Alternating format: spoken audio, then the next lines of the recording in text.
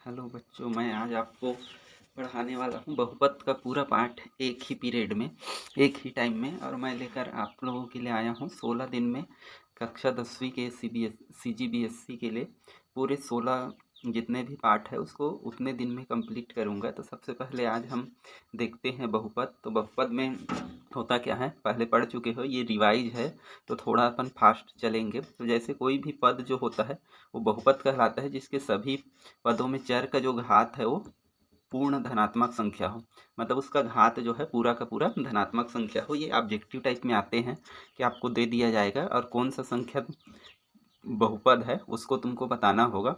तो इसके लिए देखो, जैसे कोई भी बहुपद लिख लेते हैं अपन x+2, तो इसमें x का जो घात है 1 है, इसलिए यह एक बहुपद है। इसमें भी हम देखते हैं कि x का घात 2 है और x का घात 1 है, तो ये भी एक बहुपद है। इसमें भी देखते हैं x का घात 5 है, x का घात 3, x का घात 2 और x है, तो ये भी एक बहुपद है।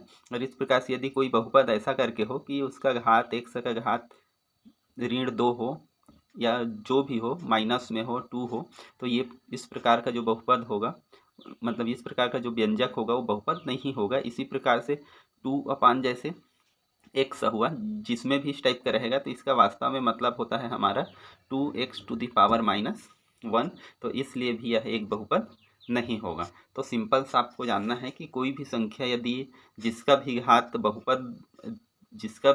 पूर्ण होगा, पूर्ण धनात्मक संख्या, वही एक बहुपद होगा। बाकी कोई भी संख्या बहुपद, कोई भी व्यंजक बहुपद नहीं होगा। इसके बाद हम देखते हैं कि बहुपदों का योग हम कैसे करते हैं। तो जैसे योग करने के लिए हम जानते हैं कि कोई भी जो सेम पदों को जोड़ा या सेम पदों को घटाया जा सकता है। तो हम मान लो एक बहुपद ले लेते हैं 4x² + 3 और x² + 2x² - 3। तो इसको हम जब कोष्टक को खोलते हैं तो यहाँ जैसे प्लस है, तो प्लस के बाद यदि कोष्टक रहा तो उसको जैसे का वैसी लिख दिया जाता है, इसलिए हम इसको वैसी का वैसी लिख दिए। इसके पश्चात हम ये करते हैं कि जो भी बड़ा घात है उसको घटते क्रम में रखते हैं। जैसे x का घात ये 3 हुआ तो उसको सबसे पहले फिर 4x², ये 4x², ये भी x² और ये अचर पद और ये अचर पद। तो ऐसे करके हम उसको लिखने का सही क्रम है कि घात के घटते क्रम में लिखा जाता है उसको। तो यहाँ से देखते हैं हम x का घात 3 अकेले हैं, तो ये x का घात 3 और ये 4x और 2x² दोनों प्लस है, तो दोनों जुड़ के आपस में 6x² और ये वाला 3 ये दोनों कट जाएंगे और इसलिए 0 हो जाएगा। तो हमारा जो योग है वो हो जाएगा x³ + 6x² और यही हमारा आंसर हो जाएगा। तो इस प्रकार से बहुपदों को जोड़ा जाता है। इसके पश्चात हम देखते हैं कि बहुपद को हम घटाएंगे कैसे। तो बहुपद को घटाने के लिए क्या किया जाता है कि जैसे भी हम बहुपद ले लिए उसके पश्चात देखते हैं कि हम पहले पद को, एक पद को यहाँ एक बहुपद ये है और एक बहुपद ये है, कि पहले बहुपद में से दूसरे को जैसे हमको घटाना है।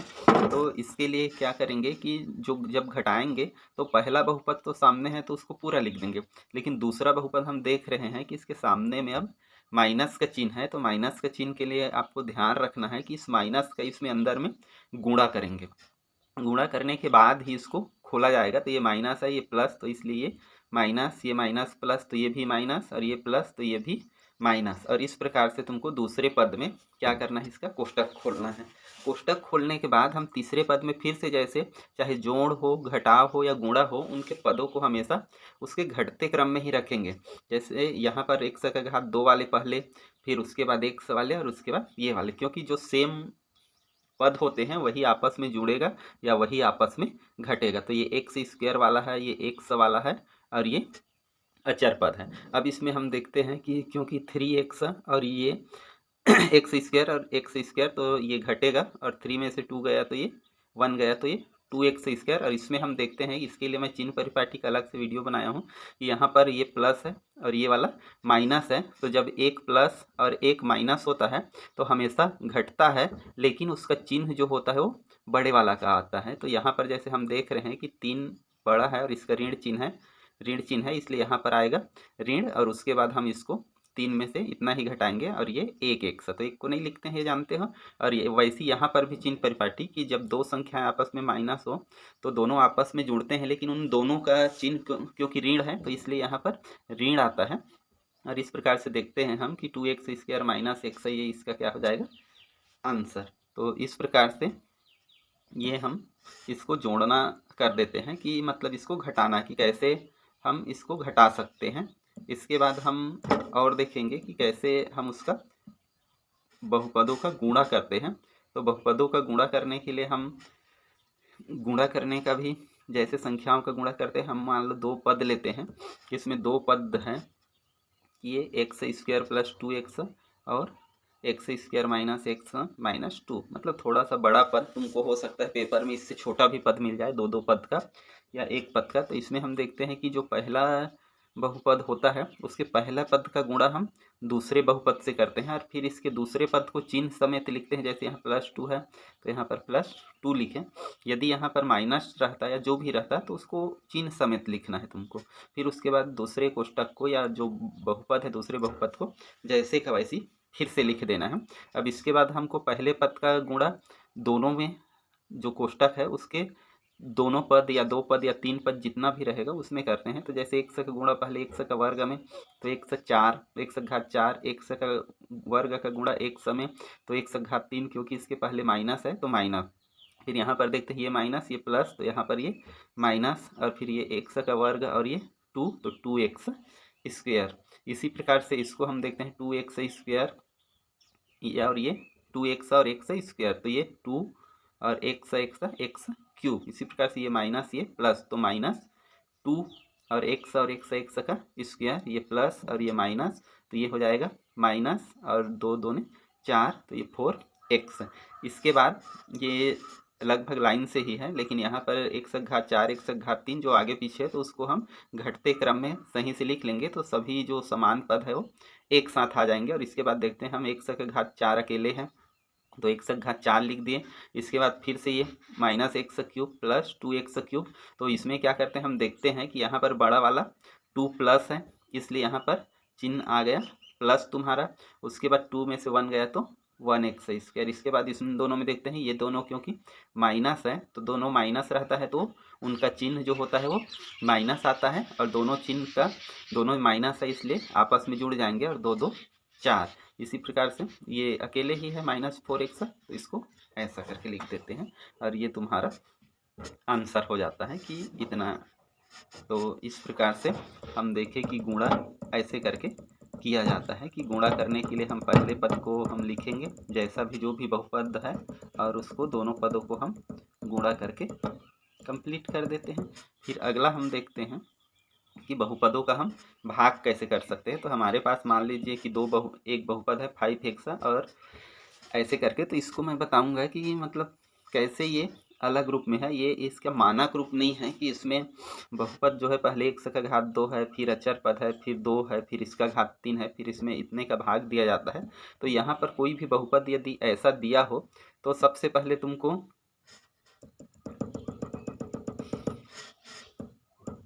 पहले तुमको क्या है, इसको मानक रूप में पहले कर लेना है। जैसे यहाँ पर ये बहुपद दिया हुआ है ऐसा, तो इसको सबसे पहले हम सबसे बड़ा का घात लिखेंगे कि 2x³। फिर इसके बाद देखेंगे कौन सा है, तो यहाँ -12x²। और यहाँ पर ध्यान रखिएगा कि क्योंकि जो बच्चे कमज़ोर सा होते हैं या थोड़ा दिक्कत होता है तो वहाँ पर वो क्या करते हैं कि 12 बस लिख दिए।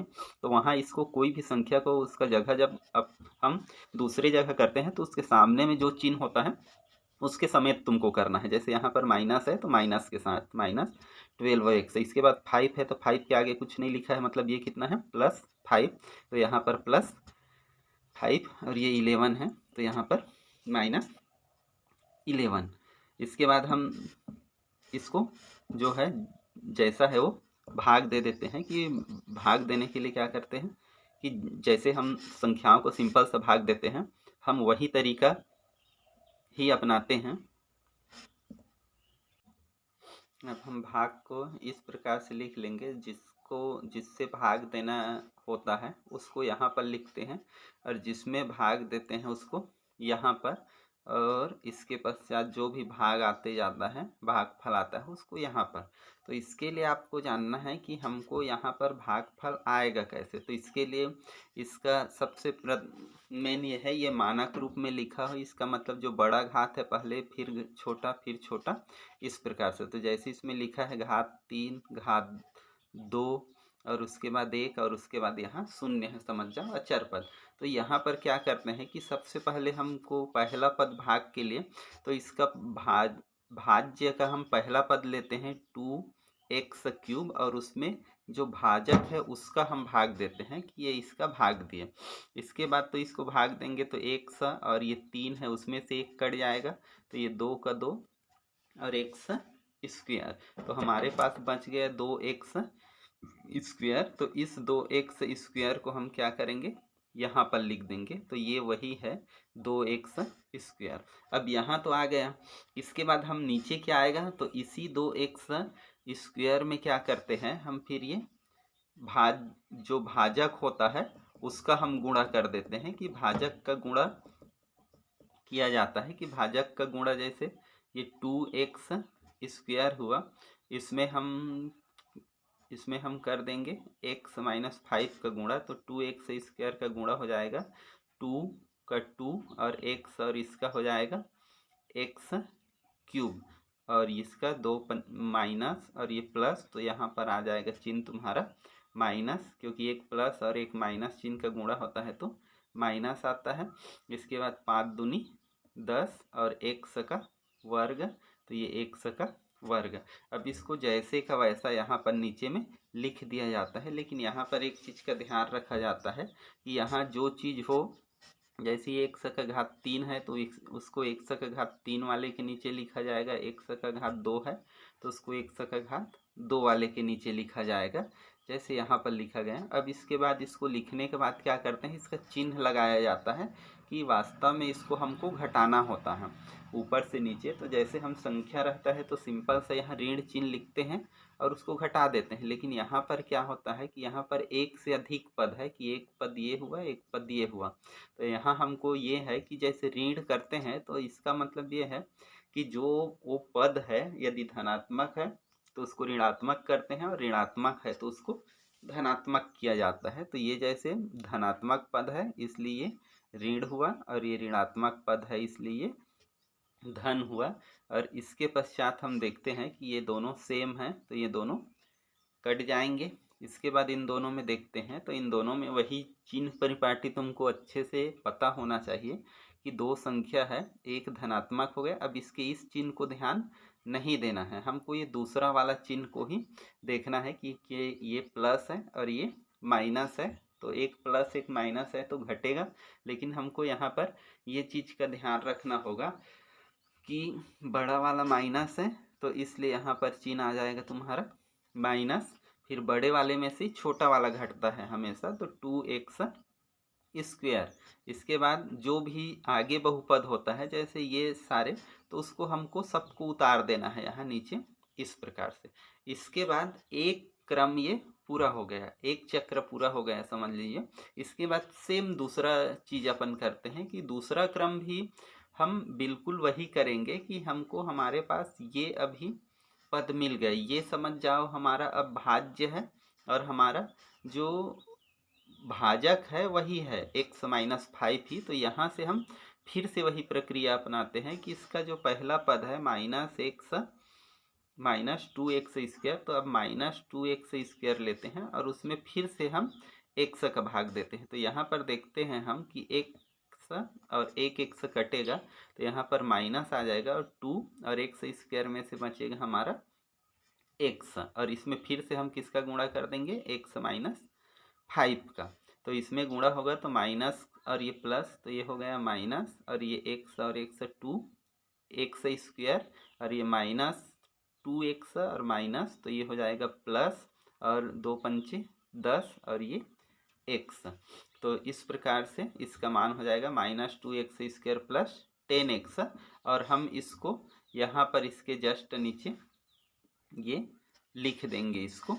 तो यहाँ से फिर से हम देखते हैं कि जैसे ये -2x हो गया और यहाँ पर, तो यहाँ से फिर से जैसे हम इसको घटाएंगे तो घटाते हैं तो क्या होता है, यहाँ पर इसका चिन्ह बदल जाएगा, ये माइनस है तो ये प्लस हो जाएगा, ये वाला प्लस है तो ये माइनस हो जाएगा। और इस प्रकार से हम फिर से जोड़ेंगे घटाएंगे तो ये वाला दोनों सेम पद और ये चिन्ह विपरीत के कारण दोनों कट जाएगा। अब यहाँ से फिर से हम देखते हैं कि ये वाला चिन्ह प्लस है और ये वाला चिन्ह माइनस है, तो तुमको ये चीज़ ध्यान रखना है, प्लस माइनस रहेगा तो घटेगा, लेकिन घटाने से पहले या जोड़ने से पहले उसका चिन्ह लिखना जरूरी होता है। कि जैसे यहाँ पर देख रहे हैं हम कि 10 ऋण में है और ये वाली धन में है, तो घटेगा तो, लेकिन बड़ी वाली संख्या क्योंकि ऋणात्मक है तो इसलिए यहाँ पर क्या आ जाएगा, ऋण चिन्ह, और उसके बाद हम 10 में से 5 को घटा देंगे। तो 10 में से 5 गया है तो 5, और उसके बाद इसको जैसे का वैसे लिख दिया जाएगा।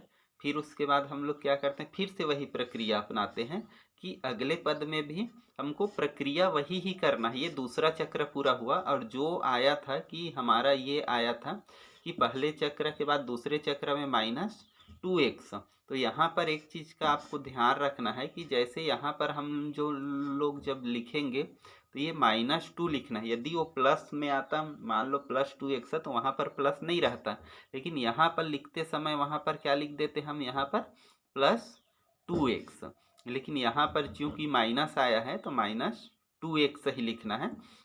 तो जैसे आएगा प्लस या माइनस, प्लस क्योंकि चिन्ह नहीं रहता तो उसको प्लस करके लिखते हैं। अब यहाँ पर अगला जो तीसरा चक्र है वहाँ पर हम बिल्कुल जैसे था वैसे ही करेंगे। जैसे यहाँ पर इसका पहला पद है तुम्हारा ऋण 5, तो यहाँ पर हमारा जो है ऋण 5 लेंगे, और ऋण 5 में क्या करना है, x का भाग देना है, तो एक x कट जाएगा, कितना बचा हमारा ऋण 5। अब इस ऋण 5 में फिर से x -5 का गुणा करेंगे, तो जैसे गुणा करेंगे तो माइनस का माइनस आएगा, और इसके बाद 5 एकम 5, तो 5x, और ये ऋण तो दोनों मिलके धन, और 5 पंचे 25, और इस प्रकार से इसका मान हो जाएगा ऋण 5x + 25 25। तो इस मान को हम फिर से यहाँ पर उसके नीचे रख देंगे, और यहाँ पर हम लोग देखते हैं कि इसका मान फिर से चिन्ह बदलना है। जैसे ये वाला माइनस है तो उसके नीचे में हमको ये प्लस लिखना है, और ये वाला प्लस है तो इसके नीचे में हमको माइनस लिखना है, और इसके बाद हमको संक्रिया को हल करना है। तो ये वाला दोनों अब ओपोजिट चिन्ह हो जाएगा। अब हमको एक चीज़ का ध्यान रखना है, ये जो ऊपर वाला चिन्ह है इसको हमको ध्यान नहीं देना है, ये वाले चिन्ह को, क्योंकि हम घटाए हैं तो इसका चिन्ह बदल गया है। तो अब हमको मतलब है ये चिन्ह से और ये वाले चिन्ह से। तो यहाँ पर ये ऋण 5 हुआ, ये धन 5, तो ये दोनों कट जाएगा, और यहाँ पर ये ऋण हो गया और ये भी ऋण है। तो हम जानते हैं जब दो संख्या ऋणात्मक हो तो आपस में घटेगा, लेकिन उन दोनों का चिन्ह क्या हो जाएगा, माइनस, इसलिए यहाँ पर आ जाएगा तुम्हारा -36।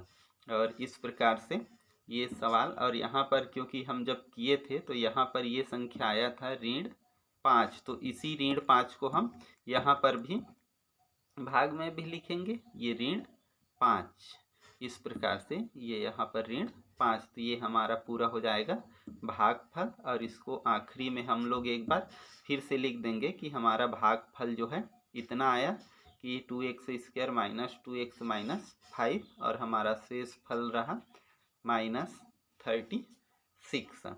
तो इस प्रकार से तुमको भाग करना है। और इसके पश्चात हम देखते हैं किसी बहुपद को भाग देने पर यदि ऐसे भाग देने वाला सवाल आता है और आपको पूछा जाता है कि भाग दो और बताओ कि ये जो भाजक है इसका गुणनखंड है या नहीं, या ऐसा कुछ पूछा जाता है, तो वहाँ पर तुमको ध्यान रखना है कि यदि इसमें देखें हम कि इस सवाल को किए तो इसमें शेष फल आ गया 36। यदि हम मान लो इसको करते, कोई दूसरा सवाल करते और उसका शेष फल मान लो 0 आ जाता, तो यदि कभी भी शेष फल का मान 0 आ जाए तो ये होता है कि उसको उस बहुपद को भाजक से भाग देने पर पूरा भाग चला जाता है, अर्थात हम ये बोलते हैं कि वो जो भाजक है कि वो उसका गुणनखंड होता है। जैसे किसी बहुपद को भाग देने पर शेष फल यदि शून्य आ जाए तो जो भाजक होगा, जो छोटा जिससे भाग दे रहे हैं उसको, उसका गुणनखंड बोलते हैं। ये चीज़ तुमको बताना होगा आखिर में यदि पूछा रहा तब। लेकिन तुमको जानना है यदि भागफल जो है वो भागफल आया और शेष फल कुछ नहीं बचा, मतलब शून्य आया, तो तुमको बता देना है कि यह इसका गुणनखंड है।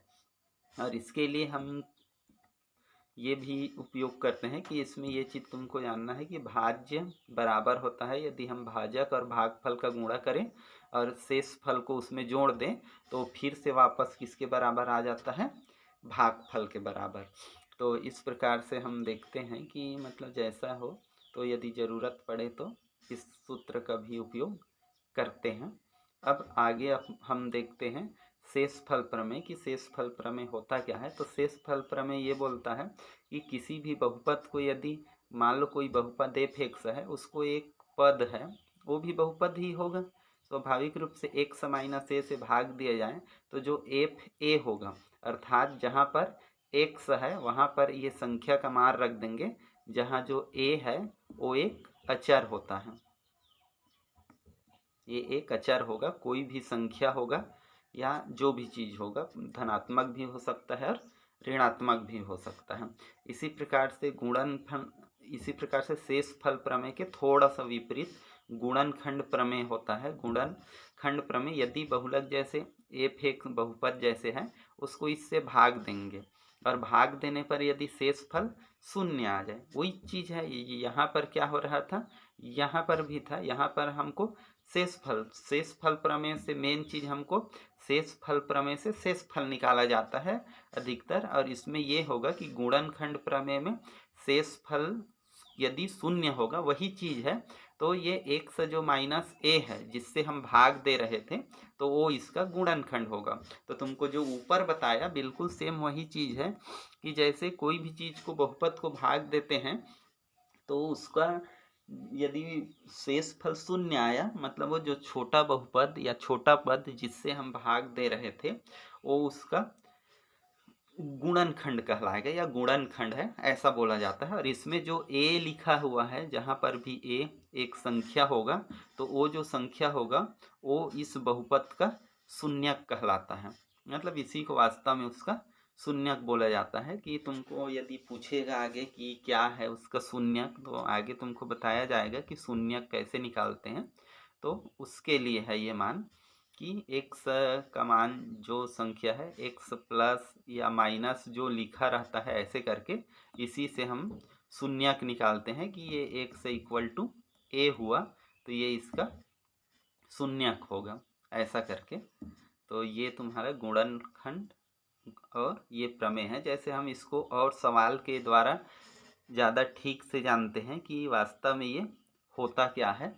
तो जैसे आपको कोई भी सवाल दिया जाए कि जैसे इसमें भी ये पूछा जाए कि मान लो एक बहुपद दे दिया, एक छोटा बहुपद या जिसको भाजक बोलते हैं जी एक्स है, इसका मान एक्स माइनस टू है, और ये बोलता है इसको भाग देने पर, ये देख रहे हैं हम स्वाभाविक रूप से ये बड़ा बहुपद है और ये वाला छोटा, तो छोटा होगा वो भाजक होगा, बड़ा होगा वो भाज्य होगा। तो इसमें क्या करना है, इसमें भाग देने पर हमको बताना है, यदि शेषफल निकालना है, समझ लीजिए शेषफल का मान यदि शून्य आया तब वो गुणनखंड है, शेषफल का मान यदि कुछ भी आया प्लस या माइनस तब वो गुणनखंड नहीं है। ये चीज़ का हमको ध्यान रखना है। इसके पश्चात हम देखें इसको सॉल्व करने के लिए सिंपल सा इसका बिल्कुल सही तरीके से लिखोगे कि जैसे पहले हम दोनों बहुपद को इस प्रकार से लिख लिया।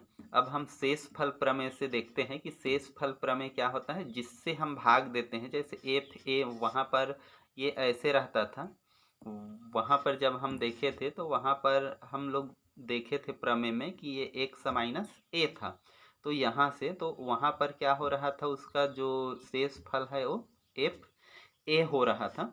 तो यहाँ से तुमको वो चीज़ नहीं, यहाँ से तुमको क्या करना है कि यहाँ पर जो ए है उसकी जगह तुम्हारा टू है, तो यहाँ पर हमको एफ ए वाला की जगह एफ टू रख देना है, अर्थात जो हमारा बहुपद दिया हुआ था ये वाला, इसमें हम क्या करेंगे, जहाँ जहाँ पर एक्स है वहाँ पर हमको क्या रख देना है, टू। तो ये बहुपद लिए और यहाँ पर F2 लिखे हैं, तो यहाँ पर फिर से बहुपद को नहीं लिखते रहोगे, बल्कि इसका मतलब होता है कि हम जहाँ पर यहाँ पर x है वहाँ पर 2 रखते हैं। तो जैसे x का घात 4 है तो ये 2 का घात 4, x का घात 3 है तो ये 2 का घात 3, यहाँ पर 2 का घात 2, चिन्ह तो सेम रहेगा, कोई दिक्कत नहीं है।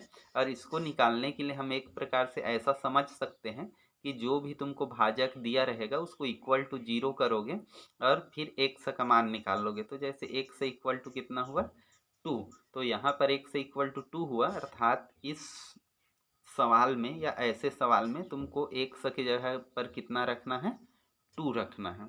तो इस प्रकार से फिर 2 रखेंगे और 2 का घात 4 तो उसका मतलब 16, 2 का घात 3 इसका मतलब 8, 2 का घात 2 मतलब 4, और ये दोनों 2 जैसे हैं वैसी रहेंगे। इसके बाद इसको आगे हल करेंगे तो हम देखते हैं कि पढ़े हैं कि ये 16 अकेले धन हैं और ये सभी आपस में ऋण है, तो सारे के मतलब जो चारों है वो चारों का ऋण यहाँ माइनस होगा और चारों के चारों माइनस वाले आपस में जुड़ जाएंगे। माइनस वाले को आपस में जोड़ना है, प्लस वाले को आपस में, फिर जब दोनों एक हो जाएंगे, एक प्लस और एक माइनस, उसके बाद घटाना है तुमको। तो यहाँ पर चारों जुड़ेंगे और 16 और 16 16 ये 0, क्योंकि 16 में 16 गया तो अब हम देखते हैं, क्योंकि शेष फल तो 0 हो गया, तो क्योंकि शेष फल हमारा 0 हो गया, शेष फल F2 ऐसे लिखेंगे इसको, शेष फल 0 हो गया, तो इसलिए क्या हो जाएगा, जो छोटा बहुपद दिया था मतलब Gx दिया था वो Px का क्या है, एक गुणनखंड है। और इस प्रकार से हम बता देंगे कि ये एक गुणनखंड है। आखिर में तुमको इसमें दोनों सवालों में ये अंतर है कि यदि तुमको शेष फल बस निकालने को बोलेगा तो ये लाइन तुम्हारा आंसर हो जाएगा, ये हमारा आंसर हो जाएगा। लेकिन यदि तुमको बोलता है कि ये गुणनखंड है या नहीं ये बताओ, तब तुमको ये लाइन लिखना होगा। तो जैसा भी सवाल हो तुमको शेष फल ही निकालना है, और शेष फल निकालने के लिए या तो शेष फल बस पूछेगा तो ये लाइन हमारा आंसर हो जाएगा, यदि उसमें गुणनखंड है या नहीं है पूछेगा तो ये एक लाइन और तुमको जोड़ना पड़ेगा, और कोई अलग से उसका ये नहीं है कि वो सवाल दूसरे टाइप का बनेगा, उसमें भी शेष फल ही निकालना है, शेष फल ही निकालेंगे। केवल ये देखना है कि यदि 0 रहा तो गुणनखंड है और यदि 0 नहीं रहा तो गुणनखंड नहीं है, ये चीज़ का हमको ध्यान रखना है। इसके पश्चात हम कोई एक सवाल देखते हैं कि जैसे इसमें तुमको शेष फल ही निकालना है, लेकिन उसके तरीका थोड़ा बदल देगा, कि जैसे जिसको हम शून्यक सा बोल रहे थे उसके लिए ऐसे करके तुमको दे दिया जाएगा कि यहाँ पर इस टाइप से एक सवाल दिया कि ये हमको Gx दिया, इसका मान इतना है, और एक Px दिया इतना है, ये एक गुणनखंड है। इसमें पहले से बोल दिया कि ये इसका एक गुणनखंड है, तो a का मान ज्ञात कीजिए, ये a है ना। अब यहाँ पर हमको ध्यान रखना है कि इसमें पहले से ही बोल दिया इसका गुणनखंड है, तो पहले से बोल दिया गुणनखंड है, इसका मतलब क्या हुआ कि गुणनखंड है बोला तो उसका शेष फल का मान 0 है। तो इसमें सबसे पहले हम ऐसे करके लिख लेंगे, ये इसका बिल्कुल सही तरीका है ना एग्जैक्ट, कि सबसे पहले हम जो दिया है उसको ऐसे लिखा जाता है, तो ये सबसे बेस्ट तरीका है। ऐसे लिखोगे तो कहीं भी कोई गलती का गुंजाइश नहीं होगा, कोई नंबर नहीं कटेगा, बिल्कुल सही सलामत बनेगा। अब उसके बाद हम दूसरा जो मेन पद है हम दिया ही है से चलते हैं। जैसे शेष फल यदि निकालना होता है तो क्या करते हैं, हम शेष फल प्रमेय से शेष फल का सूत्र लिख के हम निकालते हैं।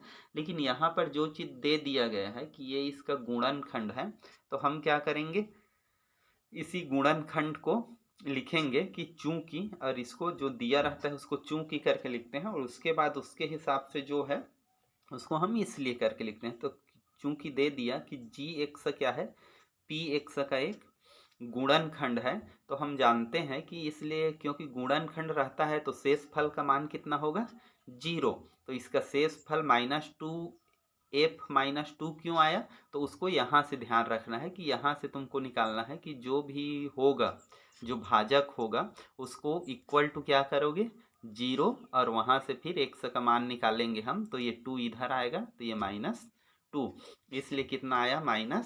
तो ये चीज़ का हमको ध्यान रखना है।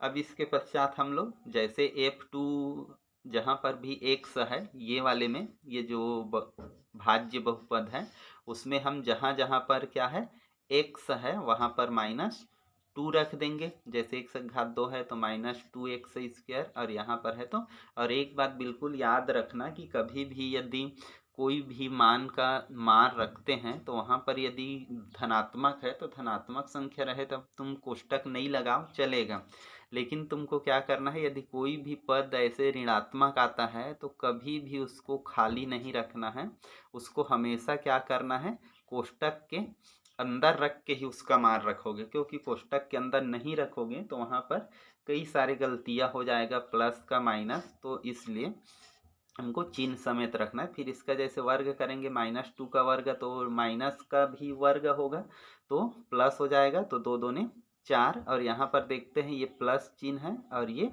-6 माइनस है और 2 6 प्लस है और 2 ऋण है, तो दोनों का माइनस, और 6 दूनी 12 और प्लस a।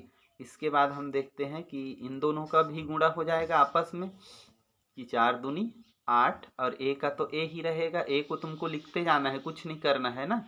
ये मेन चीज है कि a जो पद का हमको जिस लाइन में हम नहीं किए तो उसको सिंपल सा करना है, उस लाइन को तुमको लिखते जाना है, कुछ नहीं करना है वहां पर। मतलब जो भी चीज आएगा उसको जहाँ हल कर रहे हैं उसको लिखना है, नहीं हो रहा है उसको नहीं लिखना है। तो यहाँ पर हम फिर देखते हैं कि ये दोनों में से फिर से एक चिन्ह प्लस है एक चिन्ह माइनस है, तो बड़े वाला का माइनस है इसलिए यहाँ पर चिन्ह आया तुम्हारा माइनस, और 12 में से 8 घटा दोगे तो 4, और ये तुम्हारा a। फिर इसको हम आगे हल करेंगे तो हमको मान चाहिए a का, तो इसलिए क्या करेंगे 4, क्योंकि ऋण है तो हमको a का मान निकालना है, तो a को हम इधरे रखेंगे, a को हम इधर ही रखेंगे, ये 0 है, और a को हम इधर ही रखेंगे, और यहाँ पर क्या हो जाएगा a, और ये 4 इधर आ जाएगा तो ये धन, तो a इक्वल टू कितना आ जाएगा तुम्हारा 4। और इस प्रकार से हम देखते हैं कि a का मान जो 4 होगा, तो जब a का मान 4 होगा तब ये इसका गुणनखंड होगा, और इस प्रकार से तुमको इसका मान आ गया। तो इसमें क्या करना है, तुमको पहले दिया हुआ है उसका उपयोग करना है, और यहाँ पर इसका मान 0 रख देना है, और इस प्रकार से वो मान निकल जाएगा। इसी प्रकार से एक इस टाइप का सवाल होता है कि मान लो हमको एक ऐसा सवाल दें कि जिसमें जब किसी बहुपद को इतने से भाग दिया जाता है तब शेषफल इतना आता है, मतलब बहुपद वही है उसको इतने से भाग दिया गया। दूसरा, जब इसी बहुपद को मतलब f(x) को ही x-3 से भाग दिया जाए तो शेषफल क्या होगा, मतलब एक बार का शेषफल दे दिया और दूसरे बार का शेषफल निकालना है, लेकिन हमको भाज्य पता नहीं है। तो यहाँ से हम देखते हैं इस सवाल को हल करने के लिए हम लोग दिया है, जो चीज़ दिया है वो देख लेते हैं कि जो दिया है f(x) वो क्या है तुम्हारा भाज्य, और यहाँ पर भाजक 2 है कि x² -9 और x-3, और जबकि ये दे दिया है कि जब इसको हम x² -9 से भाग देते हैं तो शेष फल हमारा आता है 3x+2। तो हमको जो दिया है उसी को लेके चलना है। अब हम जानते हैं कि यदि मान लो ऐसा मान लेते हैं हम कि एक कंडीशन में जो भागफल है वो qx है, कि इसका यदि भागफल इतना है तो हम लोग जानते हैं कि ऐसा करके होता है कि जो भाजक होता है वो किसके बराबर होता है, भाज्य जो होता है बराबर भाजक गुणा भागफल और धन शेषफल, मतलब भागफल में गुणा करके शेषफल में जोड़ेंगे तब वो हमको मिल जाएगा। तो इसी सूत्र का प्रयोग करते हैं, और यहाँ पर हम देखते हैं क्योंकि भाजक हम जो भाज्य है वो कितना है हमारा f(x), हमारा यहाँ पर भाजक कितना है f(x²) 9, और भागफल कितना माने हैं हम qx, तो शेषफल कितना था 3x+2। अब इसको जैसे सिंपल सा है, अब यहाँ पर हो गया। अब दूसरा ये देखते हैं कि इसको जो भी चाहो तो एक नंबर दे सकते हो ऐसे समीकरण करके। अब दूसरी कंडीशन में बोलता है x² को इसी से भाग दिया जाता है, तो शेषफल प्रमेय से मान लो।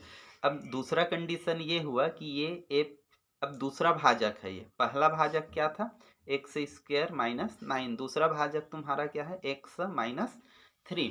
तो यहाँ पर हम क्या करेंगे, यदि इससे भाग देते हैं तब शेषफल प्रमेय से क्या होता है कि हम लोग यहाँ सिंपल से जानते हैं कि इसको हम लोग एक्स माइनस 3 इक्वल टू 0 करके हम ए का मान निकाल लेंगे। तो ए का मान कितना हो जाएगा, ए यहाँ पर 3, तो यहाँ पर जो एफ ए लिखते थे हम ऐसा, तो उसका मान कितना हो जाएगा यहाँ 3। तो इसलिए इसका जो शेष फल हो जाएगा F3। अब F3 में जो भी यहाँ पर हम लोगों का जो ये वाला पद है, ये f(x) हो गया पूरा। तो इस f(x) में क्या करेंगे हम, ये वाला जो है इससे a का मान मतलब 3 का मान निकाल के यहाँ पर रख देंगे। तो जैसे हम यहाँ पर रखेंगे तो जैसे 3x है वहाँ पर ये मान हम रखते जाएंगे। तो ये वाला हो गया 3, और यहाँ पर ये QX का QX रहेगा, यहाँ पर 3 और ये 2। अब यहाँ पर 3 तिया 9, और ये QX, ये Q है ना, ये 9 है दोनों, और ये Q है, और ये भी 9 ही है। तो ये QX ये 9 9, ये हो जाएगा तुम्हारा 0, ये QX और 9 2 11। और यहाँ देखते हैं हम इन दोनों का गुणा हो रहा है, तो क्योंकि 0 का गुणा होने से कोई भी संख्या हो या पद, चर हो या अचर, वो 0 ही हो जाता है। तो QX का मान भी कितना हो जाएगा 0, और बच गया केवल 11। तो यहाँ पर क्या आ जाएगा 11, और यही तुम्हारा क्या हो जाएगा आंसर। तो इस प्रकार से हम देखते हैं कि इसको करने के लिए हम इस टाइप से इसका हल करेंगे।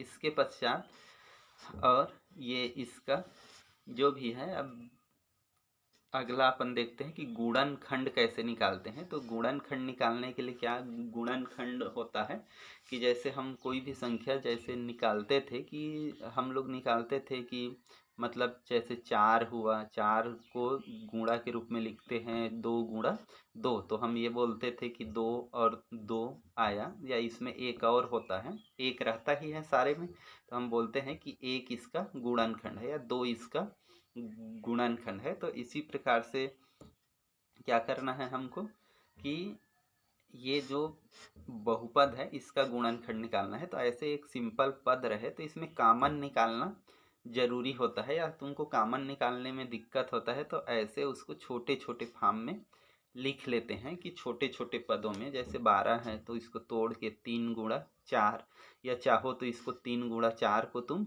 और छोटा करके लिख सकते हो 2 गुणा 3, तो ये भी 12 ही होगा, या जैसा भी हो तुम्हारी सहूलियत हिसाब से है। तो मैं 3 गुणा 4 लिख दिया, 3 गुणा 4 गुणा 100 और 4 गुणा 100। तो इन दोनों में जो जो चीज़ उभयनिष्ठ हो, जो दोनों में हो, जैसे 4 यहाँ है 4 यहाँ है तो यहाँ लिख दिए उसको, 1 यहाँ है 1 यहाँ है तो इसको यहाँ लिख दिए।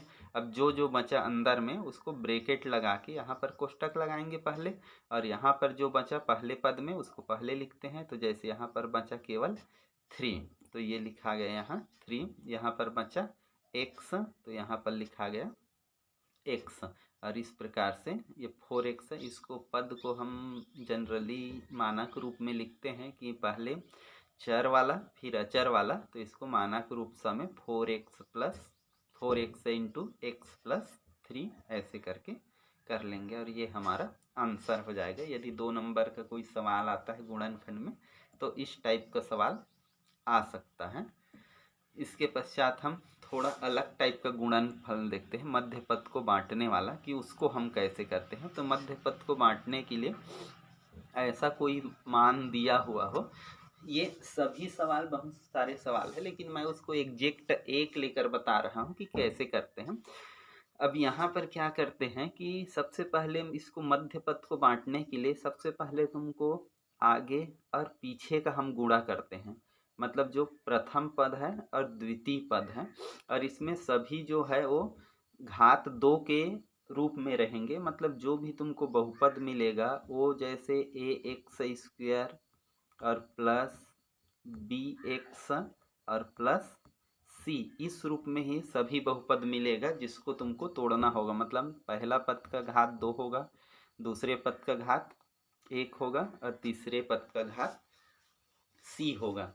तो यहाँ से क्या करते हैं, इन दोनों का हम गुणा करेंगे तो दोनों का गुणा करने से इसका मान कितना हो जाएगा, इसका मान जैसे अंडर रूट है अंडर रूट थ्री तो 1 अंडर रूट 3 और ये 6 है तो इंटू 6 तो दोनों मिलके कितना हो जाएगा 18। तो ये 18 हमको क्या करना है, इसके मध्य पद को तोड़ के हमको ऐसे तोड़ना है कि उसका गुणा करे तब 18 आए और जोड़े तब 9 आए। तो इसके लिए मैं एक बिल्कुल आसान सा तकनीक बता रहा हूँ कि वास्तव में कैसे किया जाता है। तो इसको तोड़ने के लिए तुमको कोई जोड़ घटाव नहीं करना है कि जो भी बीच में संख्या होगा, जैसे यहाँ पर 9 है तो 9 को 2 बड़े बड़े भागों में तोड़ दो। जैसे कितना कर दिए 5 और 4 और 5 और 4 कर दिए, फिर तुमको देख लेना है कि इसका क्या हो रहा है। 5 और 4 का गुणा करेंगे अपन तो 5 चौक 20। तो हम देख रहे हैं हमको लाना कितना था 18 लेकिन आ रहा है 20। तो हम इसमें क्या करते हैं, एक संख्या में कम कर देते हैं और एक संख्या में बढ़ा देते हैं। ऐसा इसलिए क्योंकि ताकि जो हमारा 9 है वो रहे ही, क्योंकि एक संख्या बढ़ाएंगे एक संख्या कम करेंगे तो वही ही रहता है। तो जैसे 4 को हम कितना कर दिए 3, एक कम कर दिया और 5 को कितना कर दिए हम 6 और इसको भी देखो 3 और 6 9 ही होगा। अब इसको गुणा करके देखोगे कि 3 6 तिया 18, देखो आ गया 18।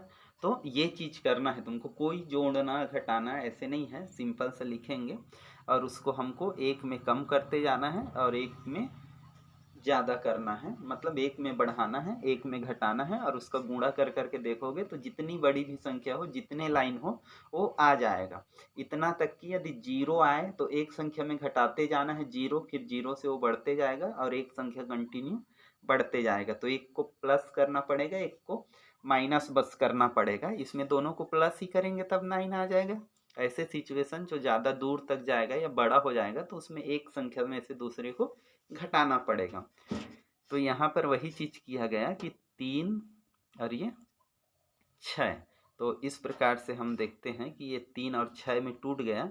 फिर इन दोनों का क्या करते हैं, और इसको लिखने का बिल्कुल ये ध्यान रखना कि पहले पद में तुमको बीच को बांट के लिखना है, दूसरे पद में क्या करना है दोनों का जोड़ा बना के लिखना है, पहले 2 का एक जोड़ा और पीछे 2 का एक जोड़ा। फिर क्या करना है, पहले जोड़े से कॉमन निकालेंगे तो इसमें अंडर रूट 3 और यहाँ पर ये y है ना, ये एक से लिख गया है ये y है तो यहाँ से दोनों में y है तो y निकल गए। यहाँ अंडर रूट 3 है और यहाँ 3 है तो क्योंकि अंडर रूट 3 में भी 3 होता ही है तो इसलिए यहाँ पर क्या निकल जाएगा अंडर रूट 3। तो यहाँ से अंडर रूट 3 निकलेगा तो ये अंडर रूट 3 और ये y भी निकल गया तो जो बचा यहाँ पर y बचा और यहाँ पर अंडर रूट 3। अब इसके बाद इन दोनों में 6 दिख रहा है हमको तो 6 निकल जाएगा सिंपल सा और y बच गया और यहाँ अंडर रूट 3। तो अब दोनों में से क्या करते हैं, अब दोनों में से कॉमन निकालते हैं पद। यहाँ पर हम सिंगल सिंगल कॉमन निकाले, अब यहाँ दोनों पदों में से कॉमन, तो दोनों पदों में से देख रहे हैं y+3 और यहाँ पर क्या हो जाएगा y+3 और इसके बाद हम कोष्टक लगा के जो बचा कोष्टक लगाएंगे और पहले पद में यहाँ वाले में क्या बच गया हमारा अंडर रूट 3y और दूसरे में क्या बच गया अंडर रूट 6। तो ये हमारा आंसर हो जाएगा। और इस प्रकार से, और ऐसी यदि दूसरा भी हो जिसमें माइनस वगैरह हो तो वहाँ पर के लिए बता रहा हूँ कि जैसे ये है तो यहाँ पर कैसे उपयोग करते हैं। जैसे मैं पहले बताया ऊपर में बताया था कि तुमको कोई दिमाग नहीं लगाना है, जोड़ना घटाना नहीं है, बीच को बांटने के लिए यहाँ पर 21 है तो यहाँ पर का गुणा करोगे तो यहाँ आएगा 21 एकम 21। अब यहाँ पर जैसे 4 है तो 4 को तुमको ऐसे 2 भाग में तोड़ना है ताकि उन दोनों को जोड़ो तो कितना आए 4 और गुणा करो तो कितना आना चाहिए 21। यदि सिंपल से सोचोगे तो ऐसे संख्या नहीं मिलता, तो उसके लिए हमको क्या करना है, यही ट्रिक अपनाना है कि 4 को लिए हम और 4 को 2 बराबर भाग में या 2 बड़े बड़े बराबर भाग में, तो 4 तो एक सम संख्या है तो 2 2 में टूटा। अब हम इसमें हम एक कम किए और इसमें एक ज़्यादा किए तो 2 1 3 तो 3 एकम 3 हो गया।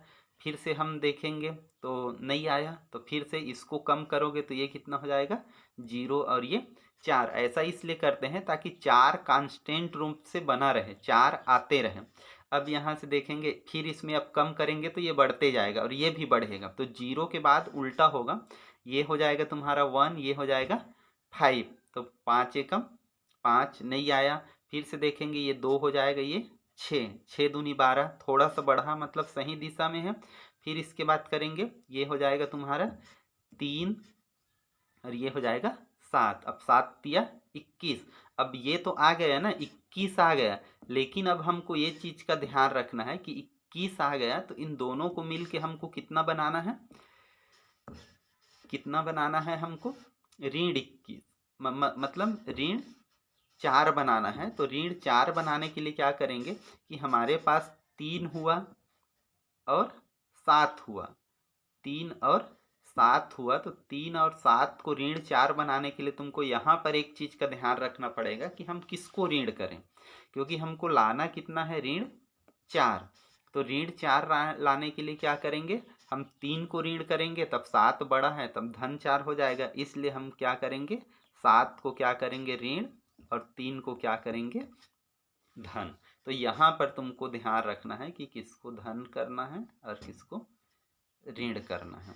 और इस प्रकार से हम यहाँ पर वही किए कि 3 को धन किए और 7 को ऋण, और यहाँ पर हमको फिर बताए कि जोड़ी में बना देना है, ये पहले 2 पद अगले 2 पद, लेकिन यहाँ पर ध्यान रखना है तुमको कि पहले 2 पद यहाँ तक आया और उसके बाद यहाँ से जब हम दूसरा कोष्टक लगाएंगे तो यहाँ पर क्योंकि माइनस चिन्ह है, तो माइनस चिन्ह को तुमको कॉमन निकालते हुए कोष्टक लगाना है। तो जैसे यहाँ पर तुम माइनस चिन्ह लगाओगे तो यहाँ से हम जैसे माइनस लगाए तो ये जो माइनस है ये दोनों में से निकलेगा, क्योंकि दोनों माइनस है तो ये अंदर में दोनों प्लस हो जाएगा। मान लो ये प्लस रहता तो यहाँ पर क्या लिखा था, माइनस। और इस प्रकार से हम देखते हैं कि ये दोनों का जोड़ी बन गया, और जोड़ी बनाने के लिए माइनस चिन्ह रहे तो यहाँ पर कॉमन निकाला जाता है। फिर अलग अलग कोष्टक से इससे देख रहे हैं हम दोनों पदों में टी है तो टी निकल गया, इन दोनों में देखते हैं तो 7 है तो 7 एकम 7, तो यहाँ टी बचा और 7 तिया 21। फिर हम दोनों पदों में देखते हैं टी धन 3, टी धन 3 आ गया, और इस प्रकार से टी धन टी धन 3, तो ये दोनों में से कॉमन निकल गया, तो अगले कोष्टक में टी माइनस 7, और इस प्रकार से ये हमारा क्या हो जाएगा आंसर। अब इसके पश्चात हम देखते हैं बहुपद का शून्यक निकालना और उसका गुणनखंड। तो शून्यक निकालने के लिए क्या करते हैं हम कि जैसे जो भी बहुपद है, जैसे इसका, तो यहाँ पर देख रहे हैं ये एक बहुपद है ना, इसका शून्यक निकालने के लिए इसका गुणनखंड करेंगे। जैसे 9 रहेगा तो 3 का वर्ग, मान लो 4 रहता तो 2 का वर्ग, या और कुछ भी रहेगा तो उसका वर्ग। अब हम इसको जो हमारा मूल सूत्र है, मतलब जो 3 गुणनखंड के सूत्र है, या और जो सिंपल है a प्लस बी का whole square, a minus B का होल स्क्वायर, और ये वाला, ये हमेशा तुमको हर जगह उपयोग होते रहेगा, तो ये तीनों तुमको ध्यान रखना है। तो ये सूत्र से एक से ए स्क्वायर माइनस बी स्क्वायर से, तो एक बार जोड़ के लिखते हैं एक बार घटा के, तो वैसे ही एक बार यहाँ पर a की जगह x है और b की जगह 3 है, तो एक बार इसको जोड़ कर लिख दिए, एक बार इसको घटा कर लिख दिए। तो जैसे घटाए तो अब इसके बाद शून्यक के लिए क्या करते हैं कि शून्यक के लिए जो हमारा बहुपद है उसके गुणनखंड को हम शून्य करते हैं। मतलब इन दोनों का मान शून्य कैसे होगा, ये दोनों का गुणा है ना x प्लस 3 का, और फिर गुणा है तुम्हारा x माइनस 3 का। तो यहाँ से जैसे शून्य कब होगा, इन दोनों में से कोई एक शून्य हो जाए तब शून्य हो जाएगा। उसके लिए x प्लस 3 या तो शून्य हो जाए या x माइनस 3, दोनों शून्य रहेगा तो भी शून्य होगा, लेकिन एक रहेगा तो भी। तो यहाँ से ऐसे दोनों पद में लिखें, फिर यहाँ से x को एक तरफ रखे, 3 को इधर पक्षांतर कर दिए, यहाँ भी x को एक तरफ रखे और ऐसे पक्षांतर कर दिए। फिर हम देखते हैं कि हमारा x के दो मान, एक मान x बराबर ऋण 3 और एक मान x बराबर 3, तो इसलिए इसका दोनों जो मान निकला 3 और ऋण 3, यही इसका क्या हो जाएगा शून्यक। और इस प्रकार से हम देखते हैं शून्यक ऐसे निकाला जाता है। अगला हम एक सवाल लेते हैं इस टाइप से, यदि शून्यक ऐसा हो तो इसका गुणनखंड बनाना है कि गुणनखंड कैसे लिखते हैं कि ये वाले का। तो इसके लिए तुमको ध्यान रखना है कि कोई भी चीज़ यदि शून्यक ऐसा दिया हो तो उसको इक्वल टू करते हैं। और जैसे हम वहाँ पर करते थे कि एक्स माइनस जैसे या प्लस देता था तो इसको इक्वल टू जीरो करते थे और वहाँ एक्स का मान निकालते थे कि एक्स का मान मान लो कितना आ गया 2। तो यहाँ पर उसके जस्ट उल्टा करना है, जैसे एक्स का मान 2 आया तो उसका शून्यक निकालने के लिए या भाजक निकालने के लिए इसको इधर पक्षांतर कर देते हैं, उल्टा चलते हैं, समझ जाओ। ऐसा वहाँ पर ऐसे चलते थे, अब यहाँ पर हम लोग ऐसे चलते हैं। तो शून्यक जैसे निकालने के लिए इसका शून्यक दे दिया इतना है, तो x इक्वल टू -2 है और x इक्वल टू -3। तो दोनों को पक्षांतर करेंगे तो x+2 और x+2। तो यहाँ पर हम बता देंगे कि ये इसका जो गुणनखंड है कितना है, x+2 और x+2। तो बिल्कुल सिंपल है कि इक्वल टू करोगे और उसको फिर x के साइड में क्या कर देना है, ट्रांसफ़र कर देना है। और जो आएगा वही जो दोनों जीरो के बराबर आएगा, जैसे ऊपर में कर रहे थे हम इसको जीरो के बराबर करके शून्यक निकाल रहे थे, तो यहाँ से जीरो के बराबर आएगा तो वही क्या हो जाएगा तुम्हारा शून्यक। और इसके बाद एक और है लास्ट कि यदि दो शून्यक हो तो जैसे हमको शून्यक नहीं निकालना है, सीधा उसका योगफल निकालना है और उसका गुणनखंड। तो ये इसका फार्मूला है कि शून्यकों का योगफल का सूत्र होता है इस रूप में, जो भी रहेगा बहुपद ax² प्लस bx मानक रूप में, तो वहाँ पर जो b होता है ये x का गुणनखंड होगा और मतलब उसके साथ जो गुणांक होगा वो होगा, और जो a है वो x² का गुणांक, मतलब x के स्क्वायर के साथ जो गुणा रहेगा और x के साथ जो गुणा रहेगा और जो अचर पद रहेगा। तो यहाँ पर देखते हैं कि शून्यकों का गुणनफल बोलेगा तो तुमको सिंपल सा यहाँ से c का मान लिखना है और a का मान, और यदि योगफल बोलेगा तो b का मान और a का मान लिखना है। तो जैसे ये सवाल दिया कि इसमें एक सवाल दिया हुआ है कि हमको सवाल दे दिया कि ये एक है तो शून्यकों का योगफल और इसका गुणनफल ज्ञात करो। तो हम लोग क्या करेंगे, सबसे पहले बहुपद दिया हुआ है, जो बहुपद दिया है ये हमारा बहुपद दिया है, उसकी तुलना हम इस मानक रूप से कर लेते हैं। और इसमें देखते हैं कि a की जगह कितना है हमारा -5, b की जगह कितना है तुम्हारा ये 3 और c की जगह कितना है तुम्हारा 4। तो इसको मूल रूप से हमको यहाँ पर सबसे पहले लिख लेना है, बिल्कुल सिंपल सा। उसके बाद जो हम ऊपर में जो सूत्र लिखे कि शून्यकों का योगफल का सूत्र होता है हमारा कि -b/a। तो -b/a है तो अब b का मान रख देंगे और ये माइनस का माइनस ही लिखेंगे। b का मान यहाँ पर 3 है, a का मान -5 है। अब हम देखते हैं ऊपर नीचे दोनों माइनस है तो दोनों माइनस हट जाएगा और कितना आ जाएगा 3/5। इसी प्रकार से हम गुणनफल का देखते हैं कि गुणनफल का क्या होगा, मूल शून्यकों का गुणनफल c/a। तो c का मान यहाँ 4 और इसका मान है 5, और इस प्रकार से ये हो जाएगा 4/5 और ये हमारा है गुणनफल। और इस प्रकार से ये अध्याय में इतना ही है। तो यदि ये वीडियो आपको पसंद आए तो हमारे चैनल को लाइक और सब्सक्राइब करें और आगे अध्यायों के लिए मेरे चैनल से बने रहें। धन्यवाद।